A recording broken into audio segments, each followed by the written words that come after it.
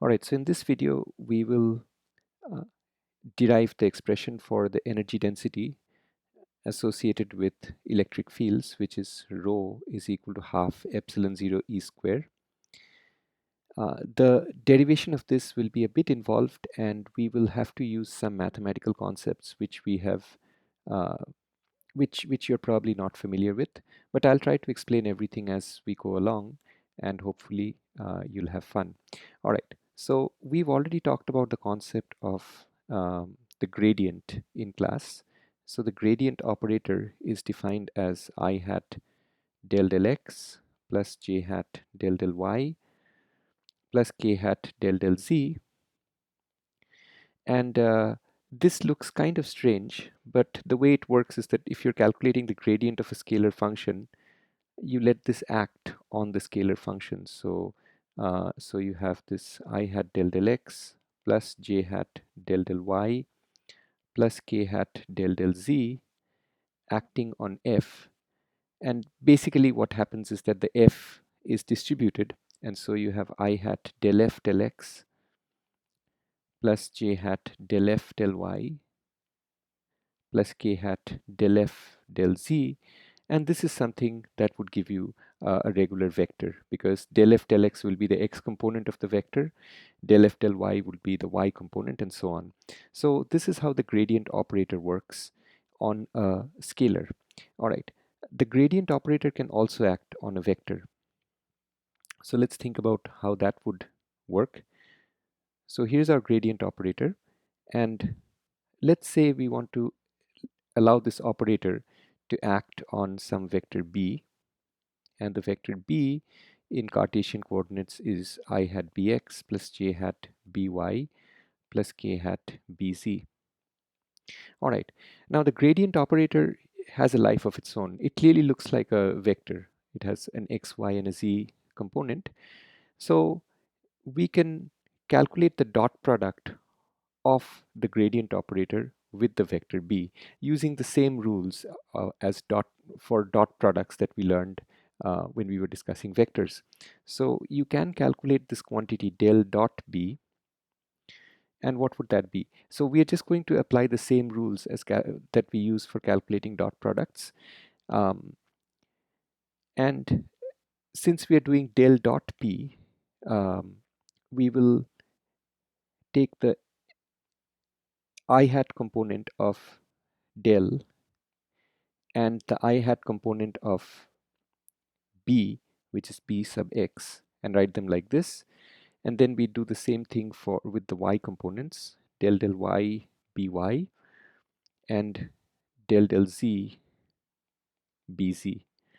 And we let the partial derivative with respect to x act on bx, partial derivative with respect to y act on by, partial derivative with respect to z act on bz, and so this thing will be a scalar quantity, right? And that is the result of doing del dot b.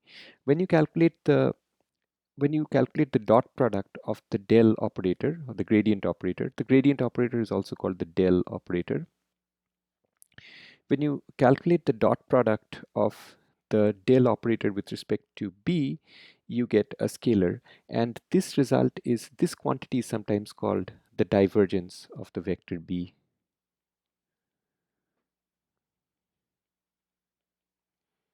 Okay, let me give you a quick example of that. Suppose the vector b was, I'm just making up a function here, vector function.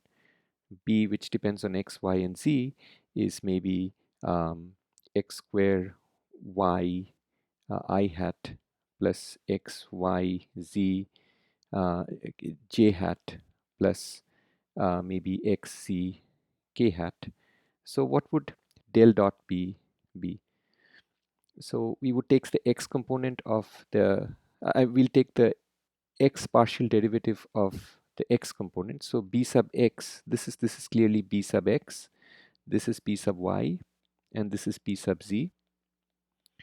So x component of x partial derivative of b sub x would be 2x y, and then the partial derivative with respect to y of x y z would be xz, and the partial derivative with respect to z of xz would be x. and this is a scalar function of x, y, and z, and this is the divergence of the vector b. So that's what the divergence is. All right. Incidentally, you could also, we took the dot product of del with b. You could have also taken the cross product of del with b, following the rules of cross products, and this quantity is called the curl of b, but we don't really need this quantity for our current discussion. So all we need is the divergence. All right, so we've learned the divergence. Now, there is a very important theorem in vector math, and that is called the divergence theorem, which we'll need for a moment. So I will just quickly explain the divergence theorem. So what is that? The divergence theorem says that if you take the divergence of a vector, we just learned what this is, and if you take the volume integral of the divergence of this vector over a certain volume, tau. So this is the volume integral of del dot b. Del dot b is some scalar quantity. We are taking the volume integral of this scalar quantity over a certain volume tau. Then this turns out to be equal to the surface integral of b dot dA, and this surface integral is evaluated over the surface of the volume tau. Now let me clarify the notation here. Uh, I'm using tau to denote the volume of space over which I'm doing the volume integral. I would love to use V for the volume, but since we'll be using potential, we'll be talking about potential later on, and the letter V would be used for that. That's why I'm forced to choose a different letter to denote volume. So tau is some volume in space, some arbitrary volume in space like this, and this quantity del tau is just the surface bounding our volume. So this del over here does not stand for partial derivatives or anything. It just stands for, it's just shorthand for the surface bounding a certain volume. All right, so that's just standard notation. Okay, so what the divergence theorem is saying is that if you take some volume tau and calculate the volume integral of the scalar quantity del dot b over that volume, the result is going to be equal to the surface integral of b over the surface of that volume. Right, so that's the divergence theorem. Okay, and just a brief word about why this makes sense. Suppose we were, suppose our vector b was represented the velocity of a fluid, right? Okay, so let's write the divergence theorem with a new vector, vector b. It's going to be the same thing, but we're going to use the vector v, which is the velocity of a fluid. Then volume integral v del dot v, sorry, del dot v d tau over the volume tau is equal to, would be equal to surface integral v dot dA over the boundary of tau. All right, now what does this physically signify? So if this is our volume tau inside the fluid, and so here is our fluid, so we are considering some arbitrary, and the fluid is at any point, v gives you the velocity of the fluid at any point.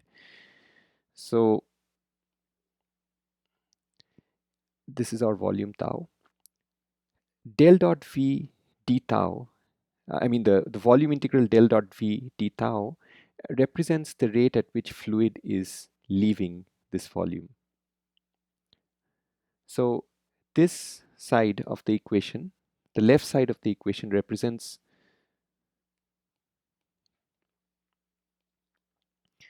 the rate at which fluid is leaving the volume.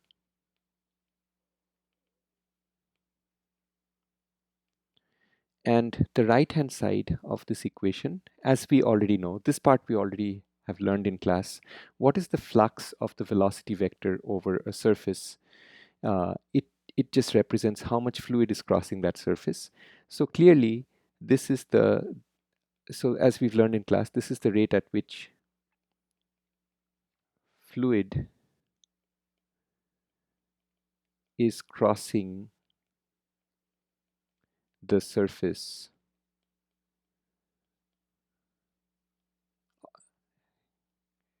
del tau. So the rate at which fluid is leaving the volume tau must obviously be equal to the rate at which fluid is crossing the surface of the volume. So clearly these two quantities must be the same. And so you can see that the divergence theorem makes sense in this particular context. All right, so we're going to need the divergence theorem in a little bit. Okay, now let's look at an interesting way of writing Gauss's law.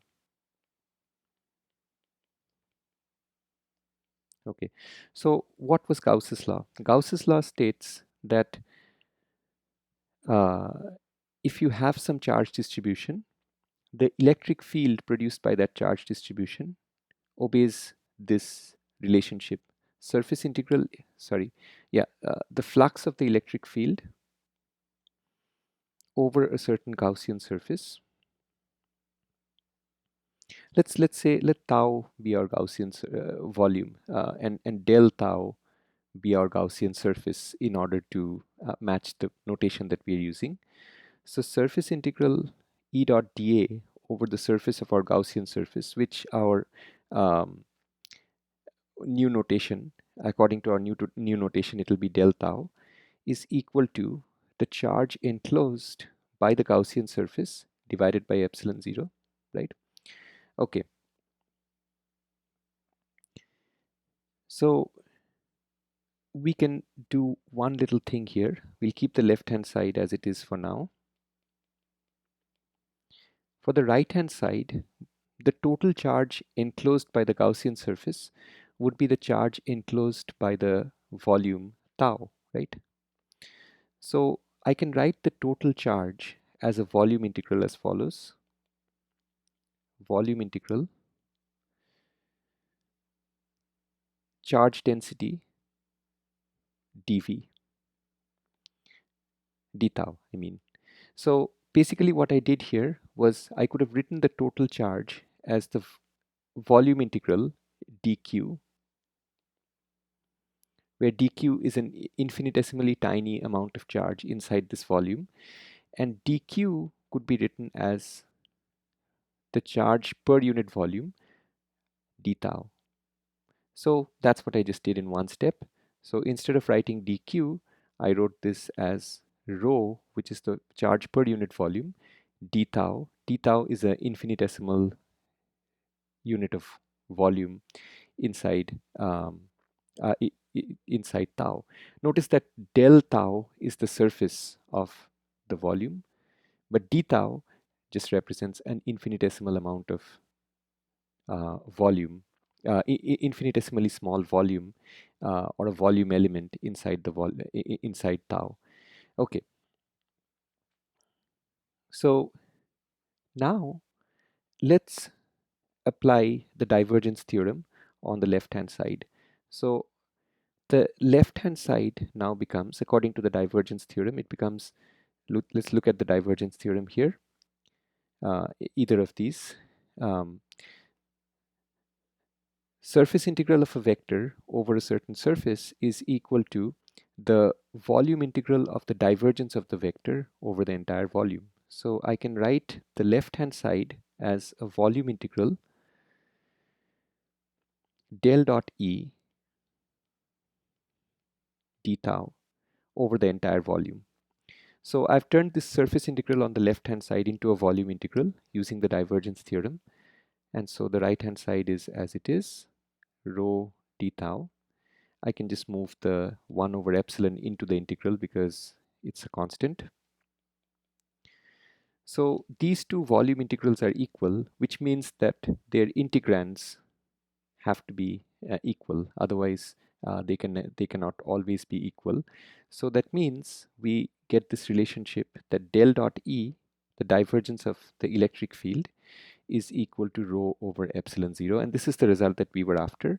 This is called the differential form of Gauss's law.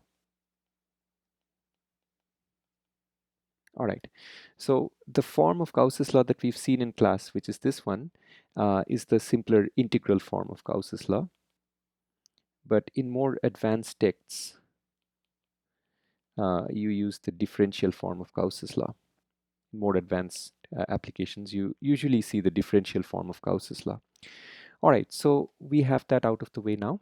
Okay, we are almost done with our mathematical preliminaries. We just need one more mathematical fact. This is something that you have seen in your elementary calculus. Suppose you've got two functions, f of x and g of x. All right. The following relationship has to be true. The integral from a to b f dgx dg dx dx. So the function that you're integrating is f multiplied by the derivative of g. That has to be equal to minus a to b df dx times g dx plus this quantity f multiplied by g, which is evaluated between the endpoints of the curve, between the endpoints a and b, right? So you have two functions, f of x and g of x. They might or might not intersect like this, and you're considering 2 points a and b. The functions are completely arbitrary. You're considering 2 points a and b, so this relationship has to be true. Now, this relationship you've seen before, it's nothing but the integration by parts formula.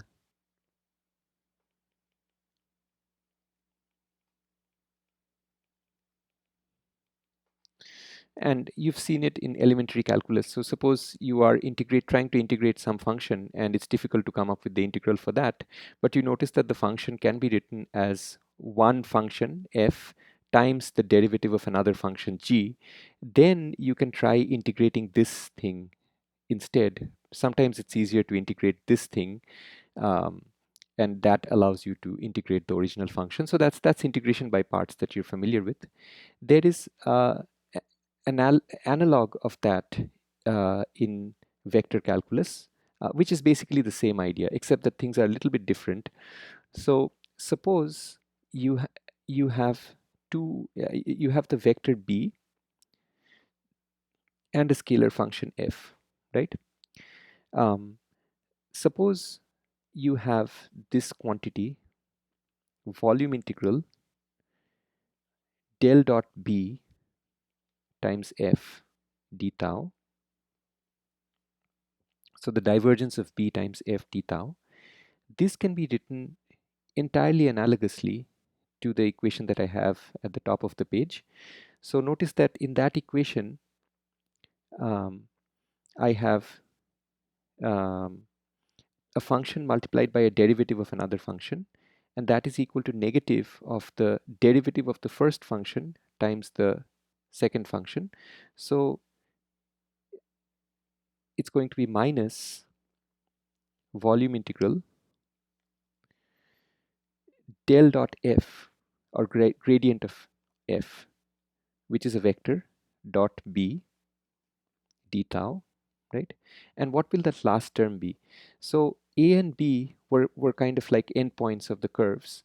What is the endpoint of a volume? The endpoint of the volume is like the surface. It's basically the surface of the volume.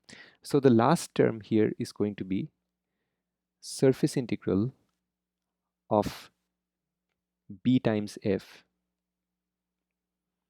d tau, dA. And so these volume integrals are evaluated over certain volume, and this surface integral is evaluated over the surface bounding the volume. So this is the same integration by parts formula um, applied used in vector calculus. Okay, all right. Now That's all that we need by way of mathematical preliminaries. There is one little physics thing that we need to talk about, and then we are ready to move on to the proof. So the physics thing that we want to discuss is the formula for the energy of a charge distribution, the total energy of a charge distribution. Let's take a very simple example. Suppose you have two charges, Q1 and Q2, and they're separated by a distance r. What is the energy of these two charges? What's the total energy of these two charges? This is something that we have derived in class. The total energy of the two charges is given by K Q1 Q2 divided by R. We've proved this in class, right? I'm going to write this in a slightly different way. I'm going to write this as half of the same thing twice, K Q1 Q2 divided by R plus K Q1 Q2 divided by R. Maybe I'll write this as Q2 Q1 divided by R, same thing. So since I'm doubling it, I'm halving it again. I have the factor of half to give me the same thing. But now let's interpret these two terms. So this is going to be half Q1 times KQ2 divided by R plus Q2 times KQ1 divided by R, right? All right, let's interpret what these means. So KQ2 over R is the potential made by Q2 at the location of Q1, right? And KQ1 over R is the potential made by Q1 at the location of Q2. So what this is telling us is that the total energy can be written as um, half of the product of each individual charge multiplied by the potential at the location of that charge. So let's say that Q1 is at this location R1 and Q2 is at this location R2, position vectors. So I can write Q1 as the total energy as Q1 times V at R1. That's the potential created by all the other charges at that location, plus Q2 times V of R2. All right. And so I can generalize this. If I've got n charges, I can write the total potential energy of n charges as half summation Qi V of Ri. So this is a useful formula. Um, Now, let's say that instead of having a collection of charges, suppose I have a continuous charge distribution. I have a continuous charge distribution. So what is the total energy of this continuous charge distribution? I can calculate it the same way as if it were made of as if it were made of discrete charges, as long as I break this up into infinitesimal segments. Let's say that this segment is dq. So what I need to do is I need to take each dq, multiply it by the potential at its location, and then add them all up and then half the result, and that would give me the total potential energy. So essentially just this formula, except the QIs just become DQs, right? So the potential energy of a continuous charge distribution